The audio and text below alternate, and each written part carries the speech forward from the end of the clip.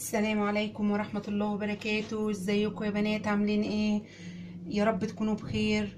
النهاردة هنقدم الفيجيتار البيتي بطريقة سهلة جدا، والتوابل يعني موجودة في كل بيت. احنا هنا بنستخدمه من العيش الفينو. العيش الفينو موجود عندنا طبعا، وبنحمصه في الفرن تحميص عادي، يعني بياخد 10 دقايق في الفرن تقريبا. وبعد كده بنضربه في الكبة وبنضيف له شويه توابل كده، وهنقول مع بعضينا. الفيجيتار البيتي ده بنستخدمه في ايه يا بنات؟ الفراخ البانيه، الكفته البانيه، ممكن نضيفه في كفته الفراخ. يعني ليه استخدامات كتيره جدا. ممكن ترشيه كده على صينيه المكرونه بالبشاميل، بتدي لون حلو وجميل جدا. واحنا هنعمله دلوقتي، هنطحن العيش الفينو. بعد ما حمصناه هنطحنه في الكبه، ولو ما عندكيش كبه ممكن تطحنيه في المطحن عادي بتاع الخلاط. هنبتدي مع بعضينا باذن الله. بسم الله الرحمن الرحيم. هنكسر العيش بتاعنا كده عشان يبقى خفيف على الكبه.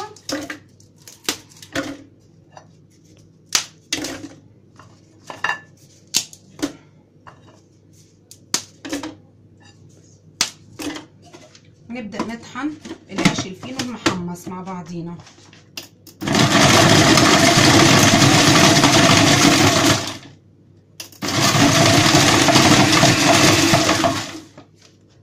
طيب يا بنات، هطحن وارجع لكم تاني. وبعد ما رجعنا يا بنات وطحنا البقسماط بتاعنا او العيش الفينو بتاعنا وطحناه بالشكل ده، خلي بالك لو في حاجه برضو ما اتطحنتش كويس، انت ممكن تشيليها وتحمصيها بعد كده برضو وتضربيها تاني ايه في الكبه. ومعانا بقى هنضيف التوابل بتاعتنا. ملح طبعا، وبصل بودر، وتوم بودر، وكركم، وكاري، وفلفل اسود، وحبه زعتر، ونضيفهم كده على الخليط بتاعنا. والجديد بقى هنا هنحط نص كوبايه دي على الكميه دي علشان يطلع البقسماط فاتح وشكله جميل.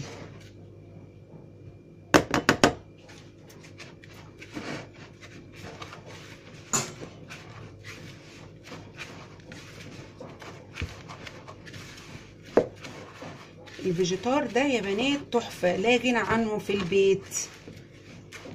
لازم تعمليه كده وتشيليه في كيس وتحطيه في درج التلاجة، او تحطيه في دولاب المطبخ عادي. احنا هنقسم المقدار ده على 2. ليه بقى يا بنات؟ انا عندي هنا عايزه اعمل نوع سبايسي والنوع التاني عادي. هنا هنضيف العادي، وهنا هنضيف نص معلقه شطه كبيره على الخليط التاني. ده للي بيحب الحاجة حراقة. بتقلبي فيه كده حتى اللون بتاعه هيبقى مختلف شوية عن العادي. لما بتعملي بقى بيه البانيه والفراخ البانيه وبتضيفيه للكفتة بتاعت الفراخ، بيبقى روعة جدا.